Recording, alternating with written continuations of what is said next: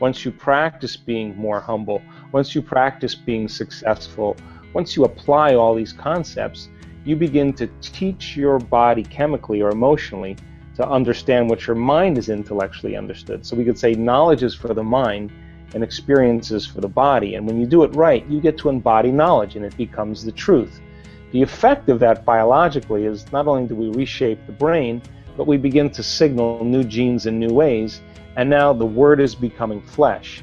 So then it's not enough to do it once. You can't forgive your coworker, you can't forgive your ex-husband or your ex-wife, or you just can't let go of a past event one time and expect to be canonized as a saint. The idea is to be able to replicate it, to be able to do it over and over again. And if you can do something over and over again from a biological standpoint, you go from thinking to doing to being. You go from philosopher to initiate to master, from mind to body to soul. And when we can teach our body chemically and neurologically enough times to do something over and over again, the mind and body begin to merge as one. In other words, we've practiced it so many times, we no longer have to think about it. It's innate in us. It's who we are. And so I think this is a time in history where it's important for us to break free from some of the chains of those conditioned beliefs about us being limited and that we're powerless and that we have to survive and compete and do certain things to get what we want in our life, that a new paradigm has to be created. And then we have to set up the conditions in our environment or conditions within our own world to begin to execute some of these. And I think that when we arrive at that state of being, then we give people permission to do the same. And that's when we start really seeing some really strong strides in people's lives. So in my personal life, I mean, I like to wake up in the morning and I ask myself the same question every single day before I get out of bed. And that is, what is the greatest ideal of myself that I can be? Now, we have this amazing faculty because of the size of the frontal lobe. We call it in neuroscience metacognition. And it means that we can think about what we're thinking about. We can begin to pay attention to how we're acting, and we can notice how we're feeling.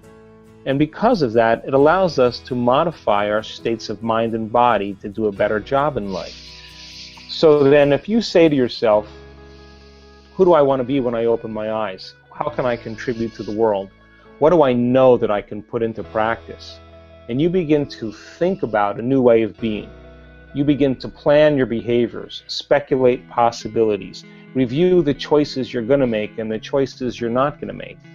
If you keep redoing this enough times, you'll begin to install the circuits in your brain, prime your brain to turn on certain circuits so that when you open your eyes, you'll naturally be in that state. And if you can emotionally embrace who you're going to be when you open your eyes, you're giving your body a sampling of the future.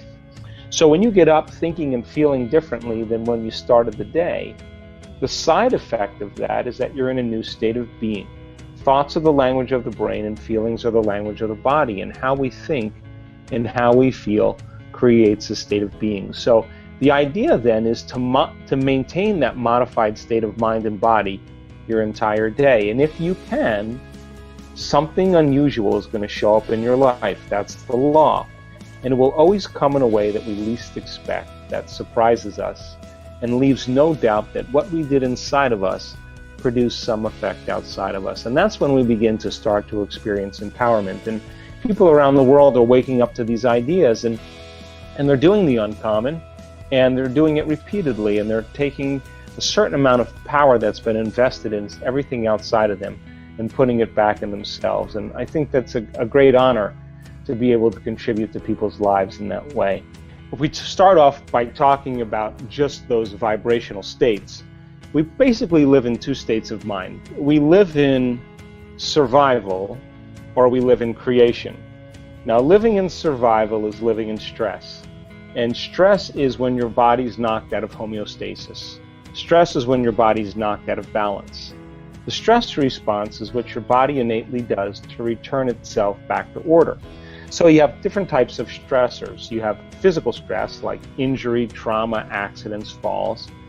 You have chemical stress like vexes and blood sugar levels and hormones and hangovers.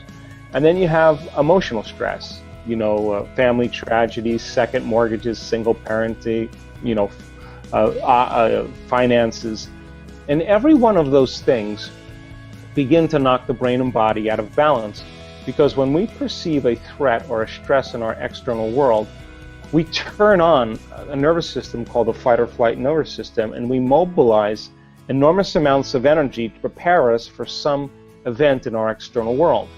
Now, the problem with that is that all organisms in nature can tolerate short-term stress. Zebra gets chased by a lion, you're driving down the road in your car, you get cut off, the hormones of stress turn on, but 15-20 minutes later, you adapt and your body returns back to balance, and you go to work, or the zebra goes back to grazing, and the event is over. Human beings are a little different, because we can turn on that stress response just by thought alone.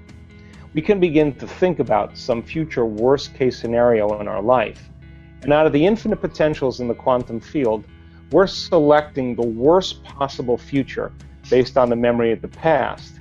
And that limited imagination and preparing ourselves for the event and bracing ourselves for that outcome begins to knock the body out of physiological balance just by thought alone. In other words, the body, as the unconscious mind, begins to believe it's in that future event in the present moment, and we begin to create the stress response just by thought alone. We could also unfold a past bitter memory that's tattooed in the recesses of our gray matter. We can revisit that event over and over again, and we can produce the same chemistry in the brain and body as if the event occurred.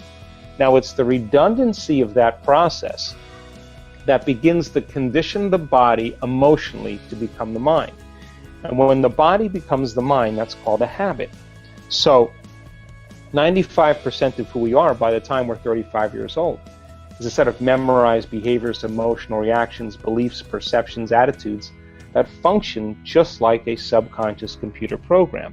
So then the emotions of anger, aggression, frustration, hatred, judgment, fear, anxiety, insecurity, unworthiness, guilt, shame, sadness, pain, they're all derived from the hormones of stress. And 70% of the time or more, most people live in those emotional states. So when we're living by those emotional states, those chemicals endorse the ego to become selfish, self-involved, self-centered, self-indulgent, self-important, self-aggrandizing, self-pity. It's all about the self. Now, in survival, whether you're a frog or a feline, or whether you're a human being, whether you're a lizard, when those chemicals are turned on, it's all about taking care of the body.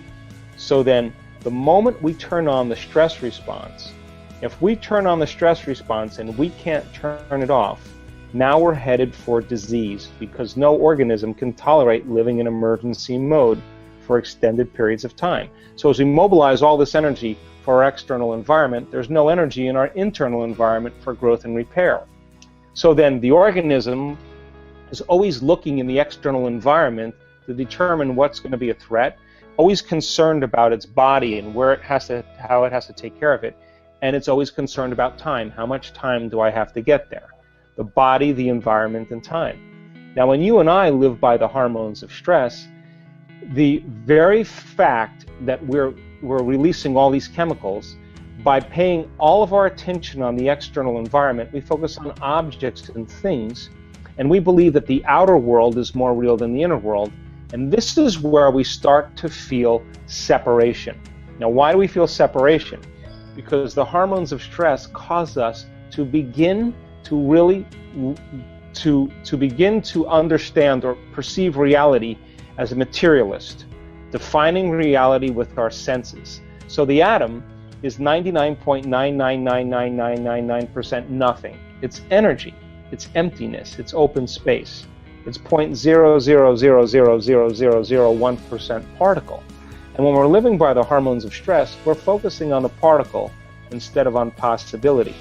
And this is where we get in trouble, because when we get to this point and we experience that level of separation, we always try to force and control outcomes in our life because we are matter trying to change matter.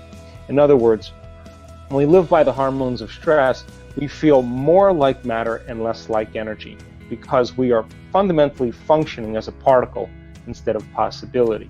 So then people then begin to use what they know in terms of their limited resources to get what they want. They compete, they manipulate, they lie, they cheat, they steal, they do what they can to try to get ahead in their life because for the most part they don't know that there's any other way to do it. They're functioning from a primitive nervous system. I really hope you loved this video and it was helpful. So please help me make it more popular by giving your thumbs up, commenting it and sharing on the social networks with your friends. And now it's time for our daily Complete the Quote challenge. If you are new to this, your job is to complete the inspiring quote we choose for you and write the right answer in the comments below the video. If you can give us the right answer first, you are the winner of this daily challenge. So far you are very successful, most of you knew the right answers. That's not a surprise, the most quotes belongs to Joe Dispenza and you all are familiar with Joe's work. In the previous video we also had a quote that belongs to Joe Dispenza. We were looking for two words. The quote goes like this: when you are observing the old self, you are no longer, and the correct answer was the program. So, when you are observing the old self, you are no longer the program. Congratulations to everyone with the correct answer, and to everyone who tried but didn't guess the answer. Today we also have the quote from Joe Dispenza. The quote goes like this: we see our beliefs as truths, and not as ideas that So we are missing for two words. If you know the correct answer, write it down in the comment section. Even if you're not sure what the right answer is, try and guess, and find out the right answer in the next video. If you like this video and our challenge, give your thumbs up and share this video with your friends. Spread the word. And don't forget to subscribe and hit that bell button. By doing that, you will get notification when my new video and new challenge is out. If you really like what we do here and want to support us, you can join our channel and our community for a symbolic fee and gain many other additional features. You can do that by clicking the join button next to the subscribe button, or you can click on the link in the description.